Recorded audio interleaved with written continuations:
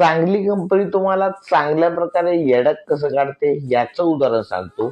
आता हे life boy आपण घेतो ते आपण का म्हणून घेतोय की बाबा यामध्ये विटॅमिन्स आहे, मिनरल्स आहे, 99.9% जंतू मारून टाकणारे हे आपलं लाईफ बॉय. तर आपण बघतो काय की बाबा याच्यामध्ये कडुलिंब आहे, हिरवं दिसतंय कडुलिंब आहे, त्यानंतर ॲलोवेरा आहे आणि काही हळद आहे. तर हे आपलं घेण्यामागचं उद्दिष्ट.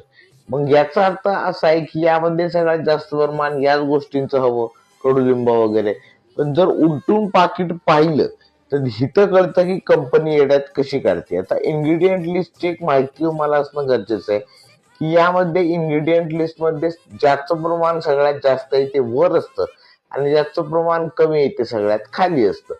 तर इथे तुम्हाला कळेल की यामध्ये जे आपलं कडुलिंब आहे त्याचं सगळ्यात कमी प्रमाणाने जे कोणते मेन हर्ब्स आहेत जे जे यामध्ये टाकले जातात त्याचं सगळ्यात कमी प्रमाण यामध्ये टाकलेलं आहे. तर याचा अर्थ असा की ऑर्गॅनिक नाहीये, यामध्ये सगळ्यात जास्त प्रमाण जे आहे ते दुसऱ्या केमिकलचं आहे आणि सगळ्यात कमी प्रमाण जे आहे ते कडुलिंब, त्यानंतर हे ॲलोवेरा अशा गोष्टींचं आहे.